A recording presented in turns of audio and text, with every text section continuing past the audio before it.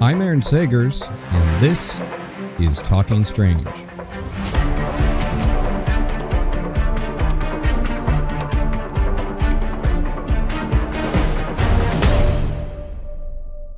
First off, really enjoyed the movie. It was a hell of a lot of fun. Oh, thanks. Do you have any early Dracula memories or things that made you love this character? Yeah, when I was a kid, the very first book that I read was this book called Movie Monsters by Alan Ormsby, which was a history of the Universal Monsters on the front half of the book, and then the back half of the book was makeup. It was how to make yourself up to be Dracula for Halloween and that sort of thing. So it was the first thing I actually read myself, and it made a huge impact. And then I got to watch the original movies. They had sort of a creature feature thing in Chicago that I got to see, like the original Dracula and that kind of thing. So I was very lucky. You now get to not only play with the character of Dracula, but you were able to film things in the style of the 1931 Todd Browning film. Yeah. Talk about the experience about basically going back in cinema history and adding these other scenes to it. Yeah, that was really important. I mean, it was really important to me, to sort of have a connection to the Todd Browning movie, but it was also important for Dracula and Renfield's relationship that there was this past, and there's a past that the audience could easily connect to because you either maybe you know those movies or you have experienced them in pop culture, and to be able to put Cage up on the staircase with the spider web behind him and that sort of thing, and Hoult on the ground there, and the Renfield, traditional movie Renfield outfit. That was really incredible, and it works on so many levels for me, for the story, for my own personal just love of these movies, and for the audience, to be able to kind of experience that. I loved anytime you had the lighting on the eyes, like Browning would do. It was just I got a kick out of that. Yeah.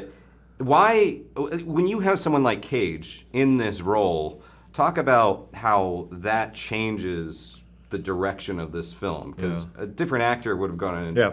This is like a role it feels like he was born to play. I mean, I think with both Cage and Hoult, I don't think we could have made this movie because they are so integral to whether or not this movie works or not. And with Cage, he loves horror movies. He loves Dracula. He loves the Christopher Lee Dracula specifically. He weirdly sort of looks a little bit like Christopher Lee, and so to be able to have him come in with all of that enthusiasm, with all that joy, with all that history, he's a cinephile, and knows this stuff inside and out and cares about it on a really deep level.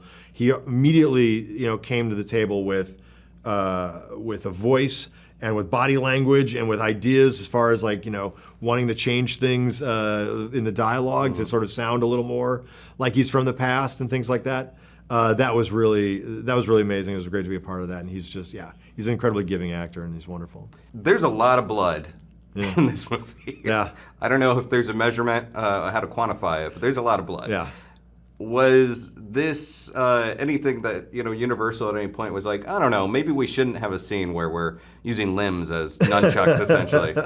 Yeah, there was a lot of points where they had questions about that, whether audiences were going to, whether we're going to strike the right tone, where you would sort of laugh along with that and enjoy it as opposed to be, not, lean in instead of, lean away. We managed to make it a lean in where people actually really loved it.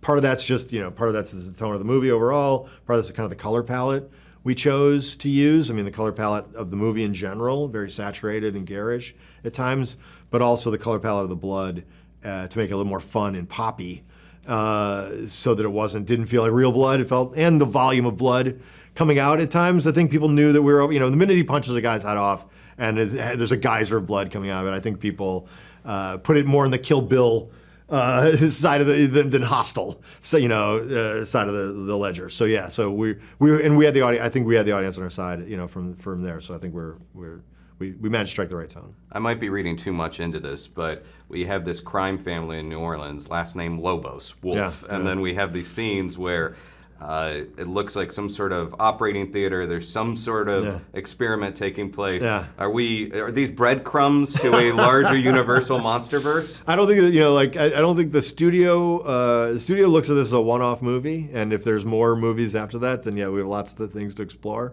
But right now they're happy with this movie, and this is just a we try to make a really good movie here, not really worry about too many other things. But I think there's lots of things to explore with these characters in this world and that sort of thing. Sounds like that was intentional then. So were you, at least from the director's standpoint, were you thinking like, okay, maybe I could be setting up a Frankenstein's monster or a werewolf? There's definitely, if I would love, in success, I would love to be able to continue to explore, this thing, absolutely.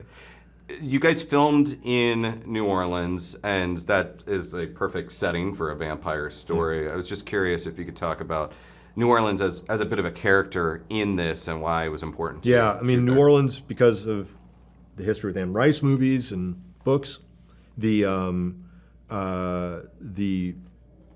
connection to the French and Spanish architecture. It's a very European city, so it kind of has a connection to Eastern Europe and Transylvania and all of that kind of thing from an architecture standpoint. It's a nighttime city. City that is you associate with Bourbon Street and partying on the street and music and all that kind of thing. So that was for all of those reasons, that was kind of a big thing for me. And it's just a city that feels romantic, but in a kind of a little bit of a dangerous way in the way that vampires feel. There is kind of like sort of this dangerous romance that that's one of the defining characteristics of Dracula and vampires is that kind of eroticism. And so I think that New Orleans has that, and that's kind of why we chose it. And Nicolas Cage once owned a haunted house there. Did that come up? Yes, he owned a house, and which he loves New Orleans, so that was also fun. But we had kind of mostly committed to New Orleans before we even hired Cage. That was kind of the icing on the cake. It seems like you guys started production in beginning of 2022 and then wrapped April. And now it's coming out. This is a very fast turnaround. Yeah. How are you feeling about that? I mean, like that's a lot of pressure. Yeah, I mean, no, it's good. I think that for the studio, the studio would have probably liked it to have been faster. The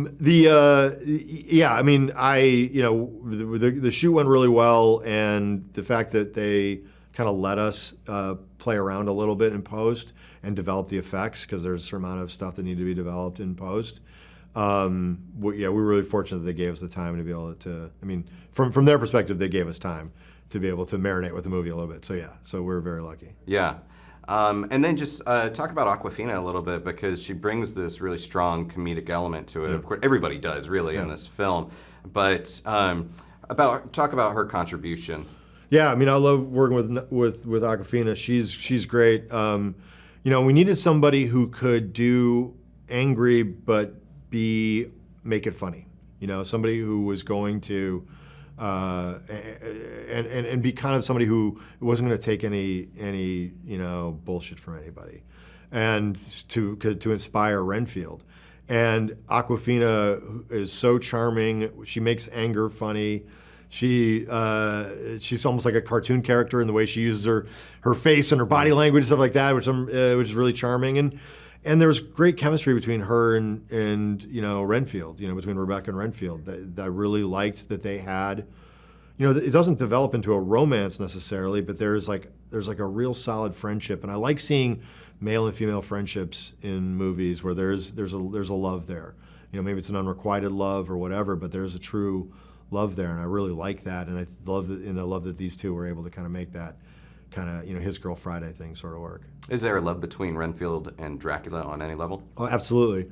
I think that Renfield obviously worships Dracula on some level and loves Dracula, and I actually think Dracula loves Renfield. I think you can see that in the very beginning of the movie when he's gaslighting and love bombing Renfield in the very beginning of the movie, telling him he's his only friend and he's the only person he can trust and all that kind of thing. But Dracula is truly, in Cage, is truly emotional about these feelings. So I think that even though it's a very twisted relationship and a very twisted love, I think that he really truly does love Renfield, because he literally has a tear in his eye when he's saying to Renfield, "I'm your best friend. I'm the only person who's going to take care of you." I think he does. He just wants Renfield to do exactly what he says and just follow him. I mean, it's a bad boyfriend. It's a bad, if you were, this is a bad, boyfriend love relationship. But that's what's also makes it emotional and kind of makes it exciting. Chris, thanks so much for your time today. Thank you. I appreciate it. Thank you very much.